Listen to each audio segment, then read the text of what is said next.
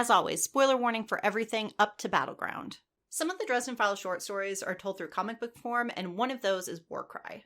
This is a 5-issue comic that has been compiled into one graphic novel. It tells the story of Harry, Ramirez, Yoshimo, and Wild Bill as newly minted Warden Dresden leads the other younger Wardens on a mission to rescue a group of the Venatori from vampires that are surrounding the home that they're working in.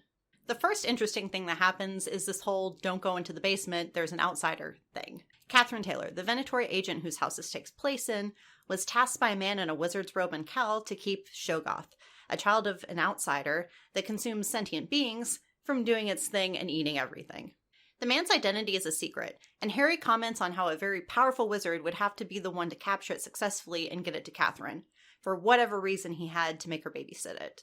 There are only a couple people who I think this guy could have been. First instinct is Cal, because he was wearing a cowl and keeping his face hidden, and Cal's power is on the level of the senior council anyways, so he's a really good fit in my mind.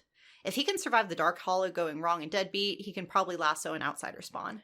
Harry also mentions that it could be Ebenezer, because Eb has the power to ensnare an outsider and the full blessing of the council to do it, since he's a Blackstaff. In the comic, the mystery man tells Catherine that she needs to have faith that the White Council is acting for the greater good.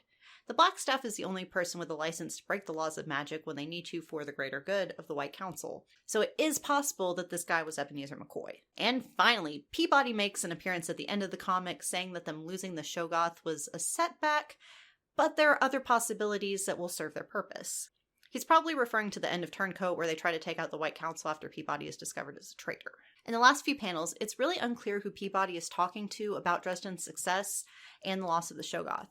He could be receiving news from someone or trying to explain it to his superior. This is actually pretty controversial because the story is set after Deadbeat but before Turncoat, and it gives away the big villain reveal for Turncoat.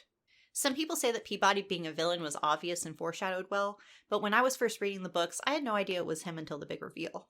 So I would have had this spoiled for me too if I had tried to read the comic books in order of where they were in the series, instead of saving them for the end when I was doing a big reread. The next thing that got me excited was that we get a bit of story from Thomas's perspective and some insight into the chess pieces moving on the White Court's board. Note that I said White Court, not White Council. We get some of the brotherly love and regret we explore more in the novelette backup, where Thomas opens up with the line, "My name is Thomas Raith and I am a monster." And if you want a video on that, tell me in the comments down below. Thomas ended up following Harry into the fray on this one, and after he takes out some of Baron Barvos's lackeys, the Red Court vampire calls him a traitor. The White Court makes up for it by sending in human backup to the Red Court front when the Shoggoth gets released.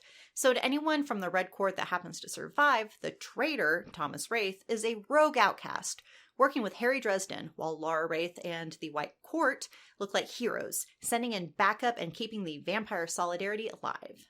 But actually, we know from other side stories that Laura Raith is totally Team Venatori in the Oblivion War, a conflict to get certain things forgotten and therefore cast out of existence. She is able to use Thomas to find out where all the action is, and sends in her people just in time to help contain the Shoggoth with fire before things get out of hand. And last, but certainly not least, the psychic energy that the Shoggoth gave off makes Harry imagine Thomas is actually his old mentor, Justin Dumorn. This is something that deserves its own video, but it's possible that Justin was in cahoots with the Outsiders, either as someone who summoned them or as an apprentice or underling to He Who Walks Behind. There are ways that Justin could still be in play, even though everyone assumes that he met his fate at Harry's hand when Harry was a teenager. Seeing him come up in the comics solidifies this connection in my mind. And even if he's not personally involved in this adventure, Harry can sense the signature of a person's magic, and at the very least, the same vibes came up in both cases, so I can totally see where Harry made this connection. A lot of Dresden Files fans don't like what happened in the comics, but I found this one to be pretty entertaining, and it makes what happened to Yoshimo and Wild Bill with the Black Court vampires and Battleground be much more meaningful. It also shows us the level of trust that Carlos had with Dresden. And I'll probably do a video on the decline of their friendship as well, so tell me in the comments down below if you want that. If you like what I do, please hit the subscribe button and join the Cap Nation. We'd love to have you.